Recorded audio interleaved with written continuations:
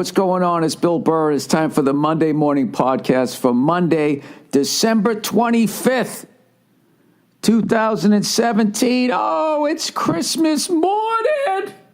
Oh, Merry Christmas to you. Merry Christmas to you. And happy birthday to Jesus. Merry Christmas and happy birthday to you. Oh, the lovely Nia, my lovely daughter, both wearing Christmas pajamas. This is my first question. What in God's name are you doing listening to a podcast on Christmas? My wife is already mad enough at me for doing one. Hey, gorgeous. How you doing? This is how I woke up in the morning. I was laying in bed, and I felt these little hands squeezing my finger. So I thought she was just sleeping, just sort of like squeezing my hand or whatever. So I took the pillow off my giant head, and I looked over, and she was sitting up, and I looked at her, and she just waved at me.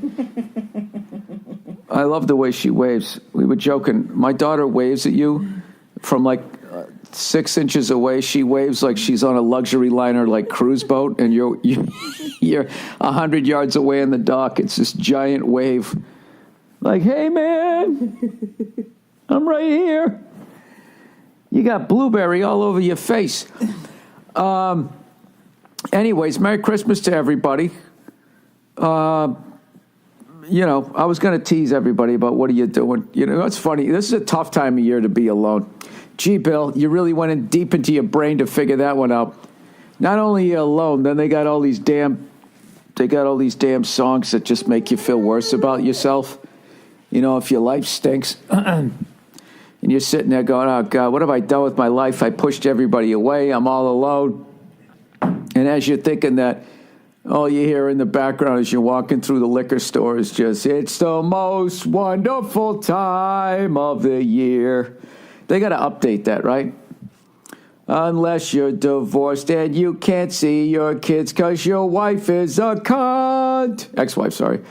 It's the most wonderful time of the year. I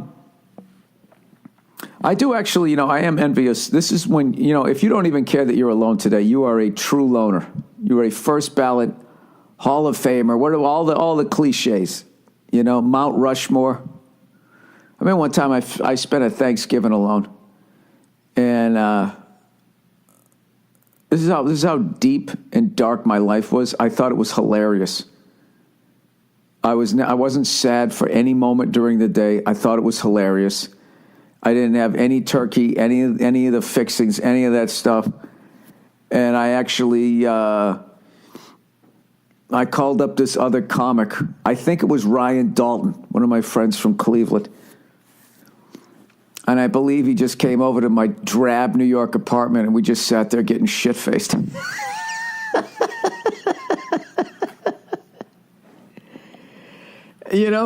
I was in the point in my life, I was just so excited that I wasn't in a relationship. So there was no, because at that point, I didn't even know how to be in one. So the fact that I wasn't in one, and he obviously wasn't either, we both would have had somewhere to go. I just remember, I think that's why I was so happy. Because so many years I was in a relationship that I don't know, I just wasn't ready to be in one. And then I was sitting there going, "Oh God, I'm meeting their family, and what am I doing? I got to get out of this thing," rather than just relaxing and enjoying the moment. So I was actually in my comfort zone, being all alone. Oh, what happened, Bill? Oh, who gives a shit? So old Billy Beantown is back in Boston, and you haven't seen any beans up here, by the way. It's so funny how that nickname just stuck. I guess at some point they used to fucking make baked beans, kind of how they used to go whaling, and, I don't know what else. I don't know what else. You make buckles for hats for the pilgrims. But for some reason, making beans has stuck here. Now, I don't know if you've never been to Boston. I don't. Spoiler alert: you're not going to find a lot of beans here. All right. I went to the Big Apple, New York City. Never saw really any more apples there. Why do they call it that? There's a different reason for that, isn't there? New York. Why do they call it? Yeah, right. It is right there. Why Why do they call it the Big Apple? All those fucking chicks with the big asses down there, apple bottoms. Is that what it is? All right, Big Apple is a nickname for New York City. It was first popularized in the 1920s by John J. Fitzgerald. Okay. A sports writer for New York. When it's popular since, what the fuck? Why is it called the Big Apple? I don't give a fuck about John J. Fitzgerald. Origin of the name. Oh, somebody's calling me. I'm not answering that. Okay, although the history of the Big Apple was once thought a mystery, a clearer picture of the term history has emerged due to the work of amateur etymologist Barry Poppick and Gerald Cohen. Who gives a fuck about them? A number of false theories. I don't care about those. Actually, I like this one. A theory previously existed, including a claim that the term derived from a woman named Eve who ran a brothel in the city. This was subsequently exposed as a hoax. I love how they figure out that it's a hoax. How do you figure that out? Like, where would you start? You know, especially if they've been calling it that, or that was the lie for all these years. How do you go back and fact check it? New evidence suggests the earliest known usage of the Big Apple in the book, The Wayfarer in New York. I don't even know what a wayfarer is. Sounds like a fat person that eats crackers. Well, that's wafers. Those are cookies. There's literally a whole fucking page here. In which, William Safey considered in this coinage, what? Where is the answer? Kansas is apt to see in New York City a greedy city. It's inclined to think that the Big Apple gets a disproportionate share of the national sap. Oh, so that line from the book? Kansas is apt to see in New York City, in New York, a greedy city. It inclines to think that the Big Apple gets a disproportionate share of the national sap. I don't feel like I'm any closer to understanding why it's called that. What the fuck does that mean? So the way that's worded, it seems like they were already calling it the Big Apple. Or, because if you read like Tom Sawyer and everything, they're like, hey, if you whitewash my fence, I'll give you an apple. And they're like, boy, oh boy, because they didn't have any Snickers bars. So an apple was like a treat. It was a treat back then. So maybe that was their big dessert. Get the fuck out. People were making pies. That's all women did back then. They weren't allowed to vote, right? They just sat around making pies. Bitching that they weren't out in the fields behind a fucking team of oxen. Why do you get to go out there and smell that ox shit? Hey, lady, you want to do this? It's all yours. Fucking sitting here kneading dough. I'd rather do that than be outside in the elements. But, if that's what you want to do, by all means. All right. Speaking of apples, are you guys fans, I should say, of the band Primus? Well, their drummer, Tim Alexander, has a cider called Herb Cider. If you like to get boozed up, go to www.herbcider.com and check that stuff out. I actually had I can't actually have a glassy poo of it. He sent me some, but I can't have a glassy poo of it until I come off the wagon, which is probably going to happen on the day of the Rose Bowl. It's my 10th Rose Bowl in a row. Me and Bartnick are going to be there. Maybe we'll have a little bit of herb cider or whatever. Check it out if you're into cider. If you like to get hammered and also be like, yeah, but Doc, I'm also having apples. Herb cider is this thing for you. I'm going to check out his website here. Go to the page. Yes, that's what I want to do. Please, for the love of God. For the love of God. Slowly opening. I should have hotel internet. I always pay for the extra amount. Oh, it's got a great label. I'll tell you right now, if it's as good as that goddamn label, I'm going to be drinking some of this stuff. I love how all these musicians now can, like, branch out and actually have, like, other businesses and stuff. Before, it's like they had their hit songs, and then some greedy bastard would steal from them. And now they got, like, clothing lines and all of this shit. This guy's making cider. You know? Do you know the Smothers Brothers have their own vineyard? That was like unheard of back in the day. Maybe John Elway would have a couple of car dealerships or something like that. But usually the performers, when we were done performing, we were screwed. You know, if we weren't out there tap dancing, we were fucked. What can I come up with? What should I make? Bill Burr's Big Book of Cunt, and like all the different ways to say it. And I'll go around the world, you know, I'll find out the origins of it. Back to J.F. Scott Fitzgerald. You know, people in Tupelo, Mississippi think that the big cunt gets more of its share of the sap there. I'm sorry. Anyways, I don't know what to talk about. I don't know why the fuck I'm doing this today. You shouldn't even be listening. You got to be ashamed of yourself. See how much shit my wife's going to give me? She was like, "You doing the podcast today? Why are you doing the podcast?" I go, "Because it's fucking hilarious that I'm podcasting on Christmas morning. There's something funny about that, right? We already had Christmas breakfast. We're going to go to my parents' house for Christmas dinner. I got a window here. It's snowing outside. Oh, the weather outside is frightful, but your smile is so delightful." That's really something a serial killer would be singing, right? As you're tied up in his cabin. Oh, the weather outside is frightful, but your smile is so delightful. You're sitting there all gagged. Like, "Woo, woo." Sorry, I don't know what it is about Christmas music, but I always just think creepy shit. There's something about it. I think when I was growing up, just watching it, you know, past a certain age, and you start to figure out adults a little more, and you're just like, you know what? Nobody's really that happy. This is all bullshit. This is all part of the lie. Huh? Old Christopher Kringle. How about those Patriots, huh? How about those Patriots? How about those Buffalo Bills? That's one of the best teams I've seen them have. Both games. You know, we kind of kicked their ass the first time, but I mean, they were 8-6 when they came in. They're looking at their 9th win. They might be 9-7 this year. You know what I say? I say good for them. Good for them. I don't know who the hell their safety was, or that cornerback who jumped that route, timed it perfectly, and got a very rare interception. Pick 6 off of Tom Brady. But you knew we were going to win. Anytime Tom Brady throws a pick 6, that's when he gets pissed. All you did was piss him off. He's going to come back and just blow the game wide open. Huh? Nobody knows that better than people down in Atlanta.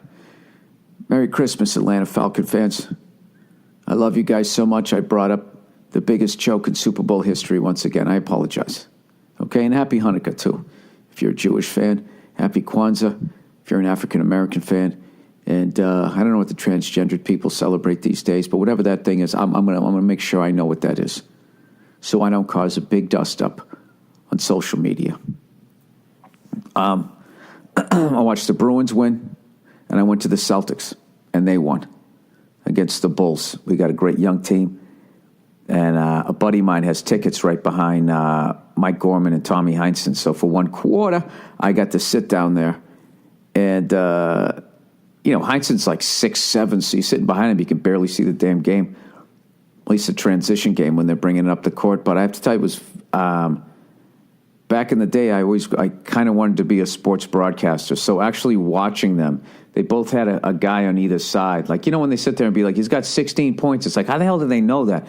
It's like, as they were scoring points, whoever scores, their whole line of stats, the player would light up. And the points is all the way to the right, I believe. And I was just kind of watching how they were able to do that.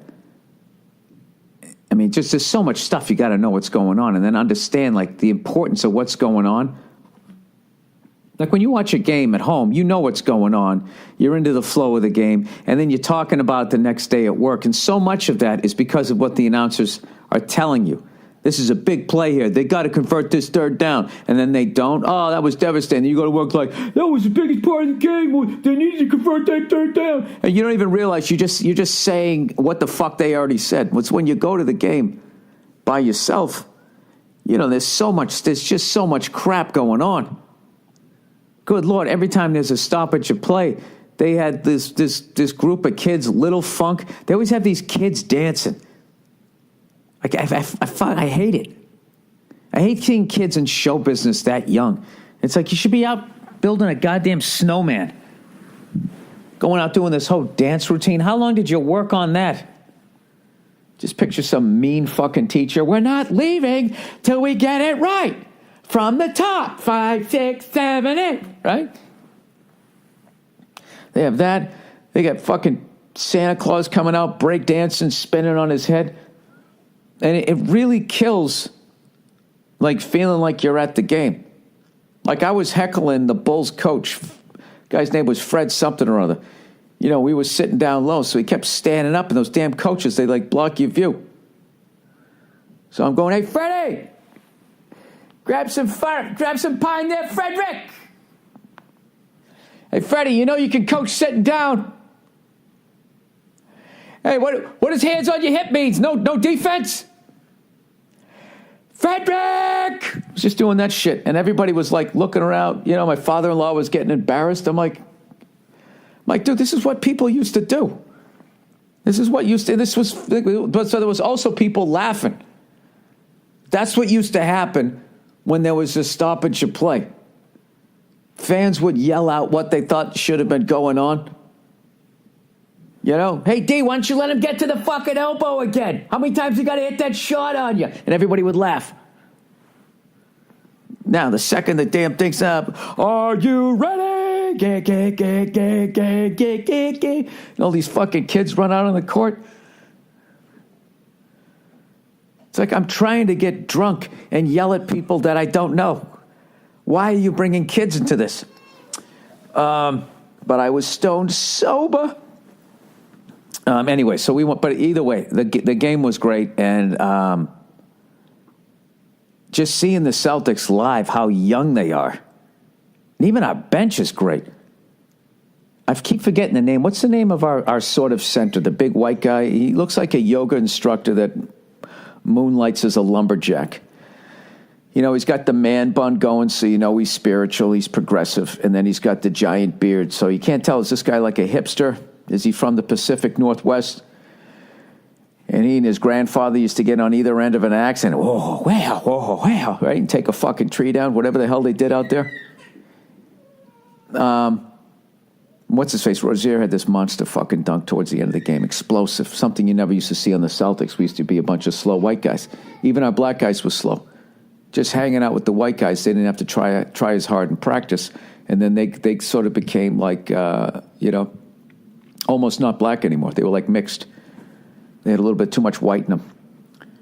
Next thing you know, they had to develop an outside shot. This is all true. This is why we had a tough time keeping up with the Showtime Lakers.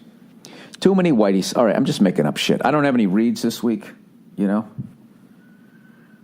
know. I guess when you piss off Sherry's berries, then the dominoes just fall. No.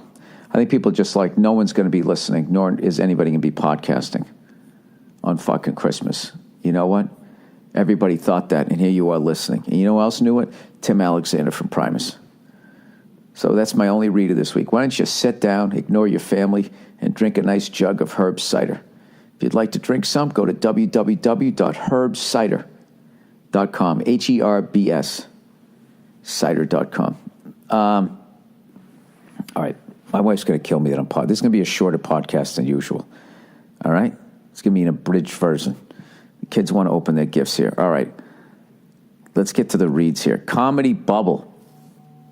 Hey, Billy. Hey, Billy Burrata Toes. I like that one. Speaking of burrata, I went to the North End and had a lovely, lovely Italian meal. I had a little burrata in the appetizer there. It was unbelievable. Then I went down to a cigar bar with a bunch of relatives. We smoked a couple. It was this fucking asshole. I always go to that cigar bar in the North End. And I always forget the name of it. It's an Italian name. What the fuck fuck is the name of it? Cigarra is the last thing. Let's see. Cigar Bar North and Boston. What is it? Stanza del Cigari. Oh, Di Cigari. And we're there, we're having a great friggin' time. And for some reason, they have this bell there. Like you would ring between rounds. And this fucking jerk-off Boston guy, he's got this hammer, and he keeps hitting the bell. And I'm watching this dude in this bowling shirt coming over, you know, with the Boston angry face with his eyebrows up, going, hey, buddy, knock it off. Stop ringing the bell, right? And the kid keeps ringing the bell. I'm like, what the fuck is with this kid? And then I peeked over and I saw he had like the earring in his ear. I'm like, oh, that guy. Oh, that guy. He's going to be that guy. And the guy just would not stop ringing the fucking bell. But I appreciated the fact that the one dude was trying to get him to stop. But then the other dude there with the man bun and the fucking beard kept laughing, thinking it was funny. And I was like, right there you go. There's the generation gap right there. The millennial kid thinks it's funny. The other dude, who was also kind of young, but probably had an angry dad, did not think it was funny. So I was rooting for him. But either way, I had a great time, and I want to thank them. They always treat me great when I go in there. Cigars were amazing. That's sort of a tradition. I always end up there at least one night, if not 7. All right, Comedy Bubble. Hey, Billy Baradatos. Huge fan from Pakistan. Saw you at the Atlanta Punchline a few months ago, and it was amazing. Thank you very much. Recently, I've noticed some established comedians on social media shitting on open micers and newer comedians for trying their luck at comedy. Yeah, nobody funny is doing that. I get that there are a lot of comedians around now, and comedy in general is very trendy, especially with Netflix releasing a special every week this year. But is it fair to say there is a comedy bubble now? Is it even worth it for an aspiring or up-and-coming comic to try their hand at it? Wanted to get your take on this. Love your stand-up, the podcast, and episode family. Thanks. And go love yourself. Look at that for the holidays. Great question. All right. Stand-up comedy is always going through some sort of up or down, as is any business. You know what I mean? Look at the NBA. The NBA was through the roof popular, right through the Jordan era. Then it made a dip, and now it's starting to come back. And then LeBron and all those guys, it brings it back up and down, up and down. NFL's on a little dip here. Tom Brady towards the end of his career. Peyton Manning's gone. Andrew Luck's hurt. Aaron Rodgers gets hurt. Parody and all that. They got to figure it out. There's always ups and downs, but that doesn't mean you shouldn't go after your dream. I started comedy March 2nd, 1992, after the big 80s bubbles burst, and there was a bunch of, not a bunch, but there was a number of older comics when I started out that tried to discourage me from starting. None of the funny ones. They go, look at this crowd. This place is like half full. You know, fucking 2 years ago, there'd be a line around the block. There's a line around the block. You know, and they used to get me all depressed and that type of stuff. Any established comedian that shits on an open micer and tries to discourage them is not even worth your time. Like, how pathetic is that? What else are you going to do? You're going to make fun of a toddler learning how to walk? Did you just give her a bath?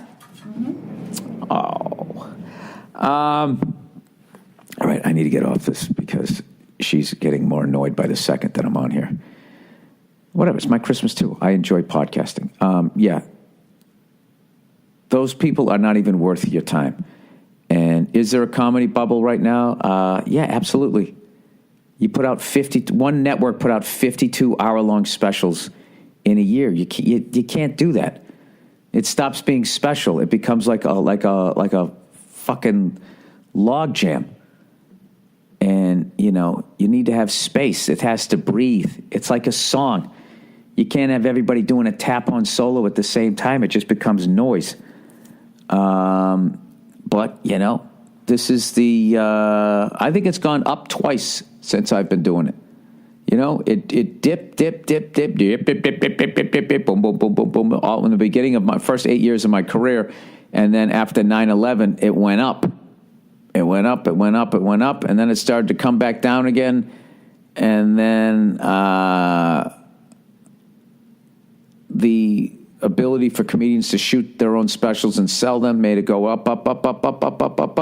And I would think that the peak of this, it's like a housing bubble with stand-up specials that one network has 52 of them. But the thing about Netflix is it's also global.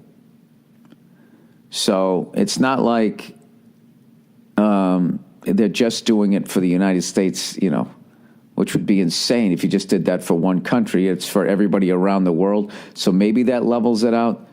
I mean, from what I've heard from Netflix, they're going to try to have more of an international flavor next year when they do it. I have no idea. But it's beyond my control. I'm not the one who decides, nor should I be, how many specials get put out there or whatever, but it's not going to discourage me from trying to write my best hour.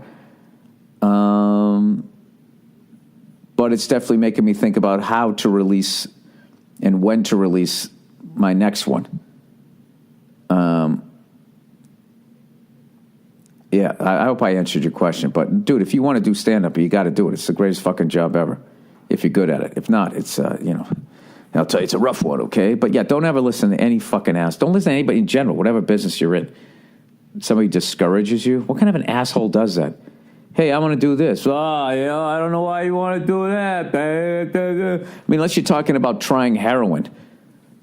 Other than that, I think I want to start my own business. Probably going to go under. It's actually, I will tell you, it's actually good that somebody's doing that to you, that you're getting that this early in this business, because the key to success is tuning those people out and being around positive people that say things that make you feel better about what you're going after. Now, I'm not saying that at some point you won't have an idea that is, you need to think about again. You know what I mean? So somebody be like, hey, man, you might want to watch out because of blah, blah, blah, blah, blah. I'm not saying that a negative response, it's not even negative, constructive criticism. There's always got to be a place for that, but you can't have people who are just being negative just because you're going out and doing something. And you'll be able to tell the difference. All right. Nia, I'm almost done. No response. Uh-oh. All right. Rush reaction video. Hey there, Billy 5-4 time. Love you, love Nia, love your freaking podcast. And I thought you'd love this. These guys review albums, and apparently listeners asked them to do a video on Rush's YYZ. They do a lot of rap albums, but have reviewed metal bands like, I can't say that, Sepultura. It's really fun listening to them react to the drumming and the guitar changes. Merry Christmas, you beautiful bastard. I actually, I didn't get to see this video until till right before I started this. And as you can see, tensions are building with my Christmas here. I watched a little bit of it. I'm definitely going to watch the whole thing. It was cool to see that they liked it. I knew that they're going to be like, what the fuck is this in the beginning? As I mentioned before, that's YYZ is the call letters for Toronto International Airport, and YYZ is the Morse code. They're playing the Morse code of YYZ. It's one of them in the band was flying a plane, and they heard it and they thought it sounded cool, so they put it to music. There you go. That's what that is. Anyways, so it's funny watching them listen to this shit going, yeah, they haven't dropped into the groove yet. Which basically means it's not in 4 yet, essentially, for a lot of people, if that's all you listen to. All right, Original 6 Nonsense. Hi, Bill. I want to know what your thoughts are on the Original 6. I call it the original Who Gives a Fuck. Oh, this sounds like somebody who doesn't have an Original 6 team. No other sports hold clubs up on a pedestal above the rest of the teams in the league. It's like all the other clubs in the NHL are less than because they weren't from the beginning. As a Ducks fan, oh, Jesus. You're not a Ducks fan. You're a Mighty Ducks. Whee! You're named after a Disney movie. I get it. No, you can't win enough cups to try to get some sort of fucking manly vibe on your team. As a Ducks fan, I know you hate them. I don't hate them. I don't. I went out and supported them with those gay uniforms and gay name. It was always humiliating playing the Wings or Boston in those eggplant fucked up green colors with the cartoon duck on their jersey.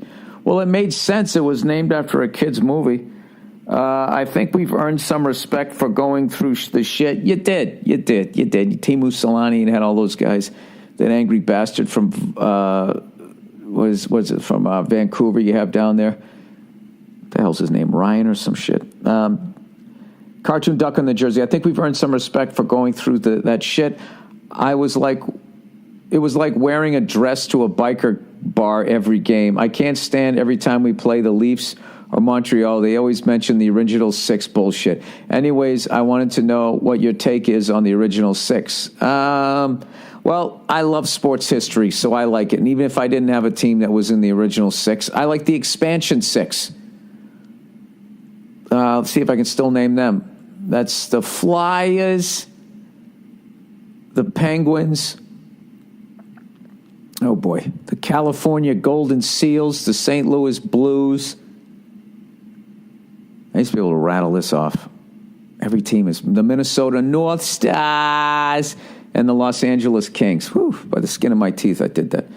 And then for those who don't know, the California Golden Seals moved to Cleveland, became the Cleveland Barons. And that went under, and I believe merged or something with Minnesota. I can't remember. I don't remember any. I used to know all that shit. I like the original six. I wish more leagues would talk about that type of stuff. Like the NFL and that type of stuff. I think it's interesting. Personally, I wish the NFL actually acknowledged NFL titles the way baseball, basketball, and hockey all count. They all count titles to the beginning of their league. I mean, the Montreal Canadiens, they won Stanley Cups against the Montreal Maroons, and the Stanley Cup was like the size of a shot glass. I mean, it is the history. They probably played the final game on a fucking pond. But, I mean, that is the history of the league. What I don't understand with the NFL is how the Green Bay Packers are not the Yankees of the NFL. They always talking about the Pittsburgh Steelers because they've won 6 Super Bowls. But the Pittsburgh Steelers were around back in the early days of the NFL and had an opportunity every year to win an NFL title, and they didn't. And Green Bay did, and for some reason, Green Bay's like, what do they got? Green Bay, you got 4 titles? Is that what it is? 4 or 5? 4.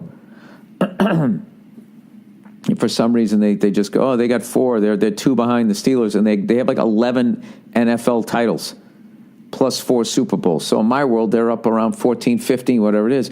And then you got the fucking Lakers who count a BAA. They win some league, the BAA or something like that. And they won a title there. They count that as an NBA title.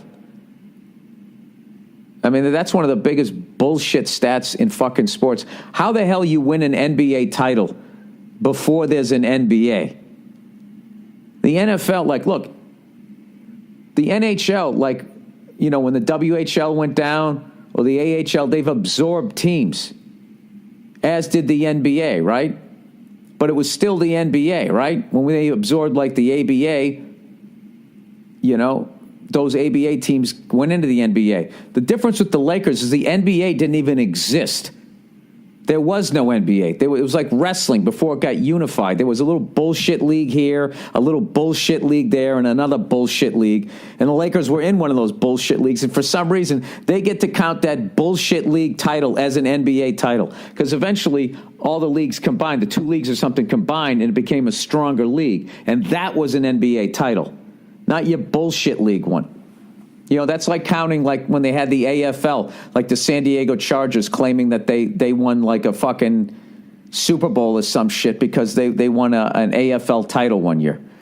But whatever, that's what it is. It's very LA to pad your fucking resume. So for some reason, nobody calls them on it. So I love the original 6. I think it's cool. And it's also, there were more teams. Then the Depression hit, and then they went down to 6 teams. That was the deal. Cool. according to Bartnick, the Pittsburgh Penguins were around, some team from Pittsburgh, and they had black and gold because the Bruins always said the Penguins took their colors. He goes, no, we had that in the 20s. The Penguins did? He said, no, it was a different team. It's like, all right, well, then you went belly up. And at which point you forfeit the colors, and then the Bruins got them back. You don't get to come back and be like, oh, we get them forever. You don't. They were already taken, you bastards. Great organization, though. All right, my daughter's boyfriend is a loser. Oh, boy. Dear Billy the Kid, first I want to say that I love the first 2 episodes of F is for Family, and I can't wait. Oh, the first 2 seasons, sorry. And I can't wait for season 3. Thank you. I don't like my daughter's boyfriend. I like how this guy gets right to it. And I want to make her break up with him. Let me tell you about my girl. She is 28 years old. She has a great job. She's living in an apartment with this guy. The problem is that she pays for everything because he's, air quote, between jobs. And also sometimes she calls me to fix some stuff for her. And when I get there, I find this ass just playing video games or watching a movie. Oh, my God. He doesn't even put on a show for when the father of his girlfriend shows up. Yeah, this guy's a bum. He doesn't do shit. I really don't understand why she's still with him. My greatest fear is if she marries that guy. Can you please give me your opinion as a father? Oh, my God. Dude, I'm brand new to this. You're like a grizzled vet with a 28-year-old. I got an 11-month-old. I'm going to give you advice? Can you please give me your opinion as a father on how to deal with this problem? Should I tell her to break up with him, or should I just keep my mouth shut? And I would also love to hear what the lovely Nia has to say about about my situation. Thank you, and keep up the good work. Well, unfortunately, she's a little pissed at me right now, so I only got one more question here.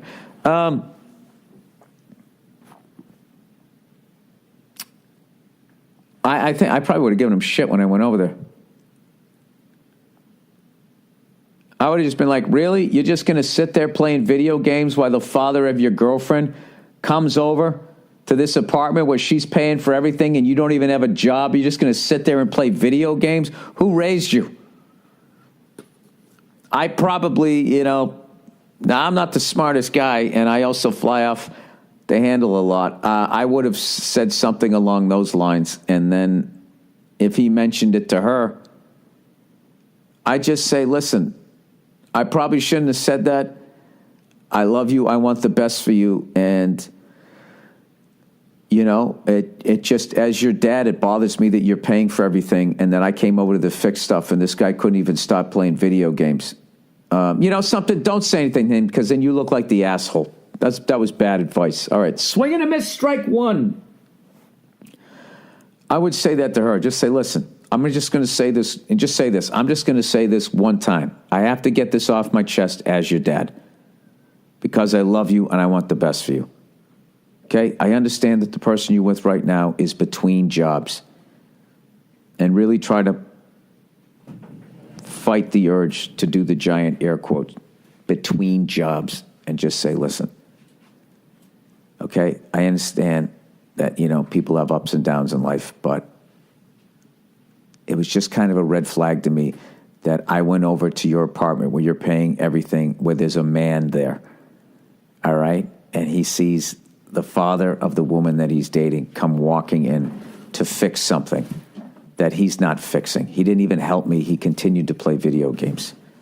I'm just saying I'm a little concerned about the overall drive of the man in your life. And as men, we can't give you children, all right? What we do is provide, okay? So he just looked like a giant 12-year-old to me. Don't say that last part, but just say, I'm just a little concerned. Do you share those concerns? And if she says no, just say, fair enough, maybe I caught him on a bad day. But just as your father, I felt like I had to say something. If you're okay with him, then I'm okay with him. And then you're good, because now you put it out there. All right? But if you come at her and you're just saying, listen, you need to dump this guy. This guy's a bum because I said so. Then she's going to get her back up and be, and it'll become actually more romantic to her that she's, it's us against the world, baby. Did you hear what I said? The kid's going to be like, what? Oh, sorry, I was trying to get to level 7. That's the way I would handle it. And then after that, you just got to wash your, oh God, that's difficult. You got to wash your hands of it. I don't know if I could do that. I mean, I would just start, at some point, if she stayed with him, I would just start openly teasing him. Hey, what do you say there, couch face? Huh? Whatever his name's, Mike. Hey, Mikey, what's your favorite couch to sit on when you're not looking for a job?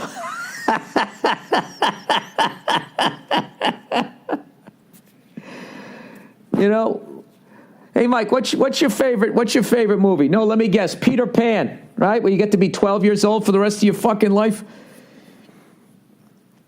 That's what I would roast him. I would roast him. You're so progressive, you know. Hey, Mike, what do you want for Christmas? You want an apron? Oh, that's right. You don't even cook. How about one of those inflatable donut things that truckers wear when they sit on their ass all day getting hemorrhoids? You want a stand-up desk to play your video games on? I would maybe do that. I would just start roasting him. All right, Bulletproof Glass. Dear Billy Bullethead, writing to you from the great city of Philadelphia. A brief background. I am Korean. Oh, dude, I was just watching a great movie last night on Netflix. Home of 52 stand-up specials this year, including one from me, called, I think it was called Big Bang. It was about the guy his movie starts and his wife's just like, yeah, I'm fucking out of here. And he's a really nice guy and he never breaks the rules. And he just sort of snaps. Was watching the beginning of it. Really good acting, shot really well.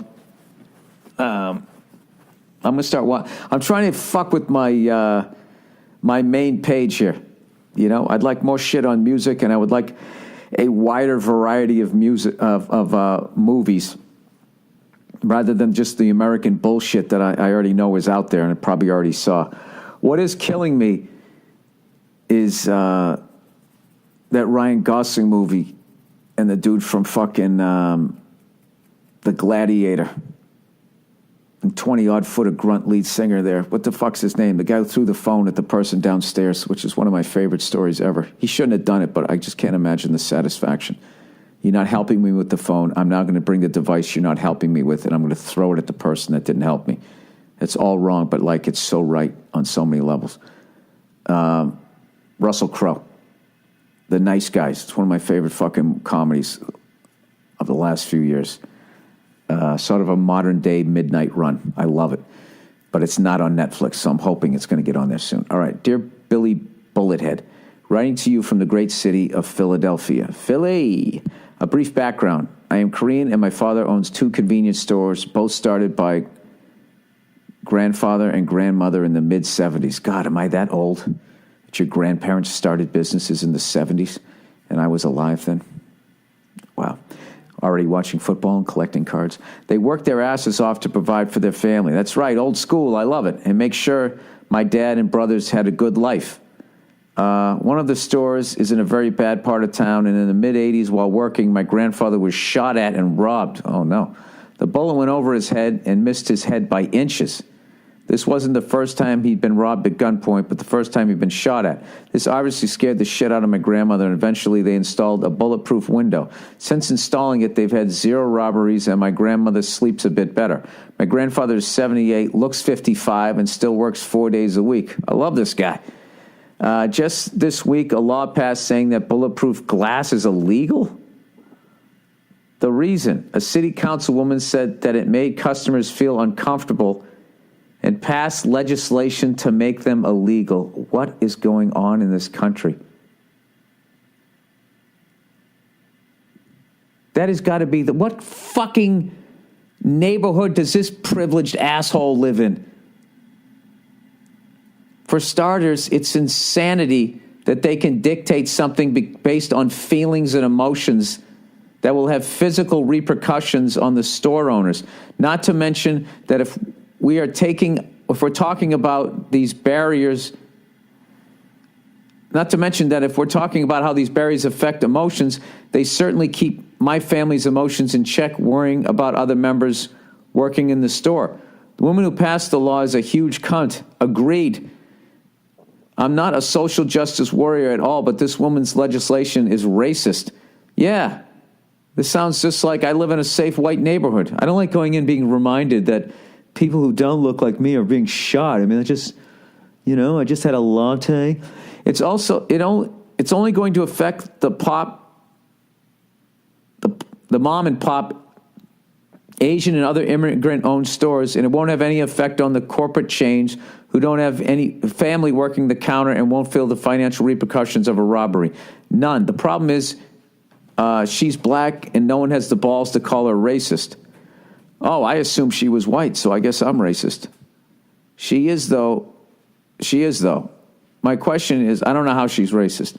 To you is, should I stand outside City Hall, I said Silly Hall, with a sign stating she's a racist or just a twat?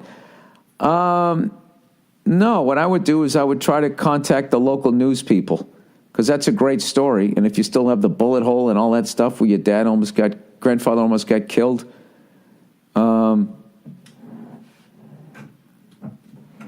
is this Oprah? I mean, who said this? This is crazy. Is she a Huxtable?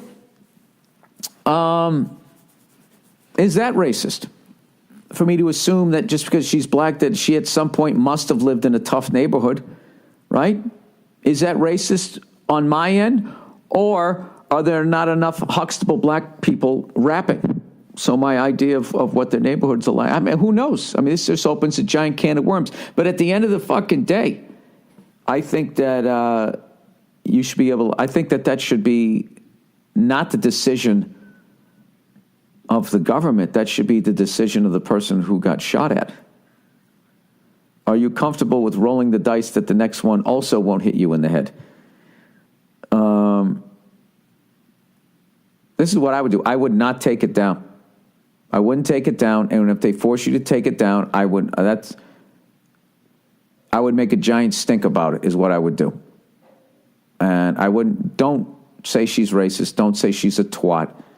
Don't do any of that. Just what you want to do is you want to keep the story about how the bullet missed your grandfather by inches and how much more comfortable your grandmother is now with the bulletproof glass. And just say, you killed the other person with kindness. I respect her opinion and blah, blah, blah, blah, but we work here. She does not work in these stores. I'm sure she does wonderful work. You just keep doing that. And then I would have to think that someone in the State Department or whatever they are is going to be looking at this story going, okay, now if we take down the bulletproof glass and God forbid somebody in there gets shot and killed, what is the state's going to get sued? I would mention that. Just say, listen, I'm not trying to cause a problem here, but like if something happens to anybody working in my store because, the bulletproof glass is taken down, then I am going to hold, whatever, the state of Pennsylvania or the city of Philadelphia and that woman specifically, I'm going to hold them responsible. That has got to be the dumbest thing I've ever heard of. Who installs bulletproof glass? Who does that? Places where people get robbed at gunpoint. Okay? And they still have the balls to stand there the next day and so I can walk in and buy a paper and a fucking Kit Kat. Don't they have the right to feel comfortable? I mean, yeah, that's fucked up. I got to tell you, as a white person, I'm actually psyched that was finally not somebody white doing that. Hey, finally it wasn't us.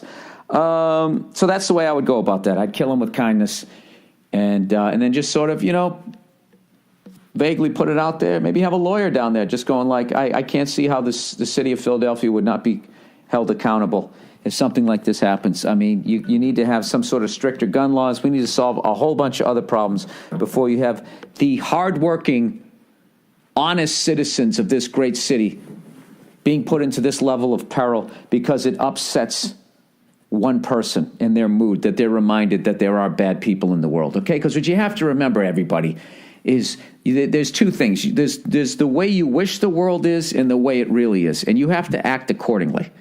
All right? And that's it. Merry Christmas. Happy New Year. I'll check in on you on Thursday. And I hope you guys all have a great Christmas. I don't know, is Hanukkah still going? How many days are in Hanukkah? I don't know. I have no idea. Is it now on the ninth day of Hanukkah, my true love gave to me Kwanzaa, whenever that is. I don't pretend to know. I don't pretend to be informed, okay? But I hope all of you enjoy your day. All right? That's it. Okay? And if you got a gun, leave it at home. Just go in and buy a fucking candy bar, you cunt. All right. I'll see you on Thursday.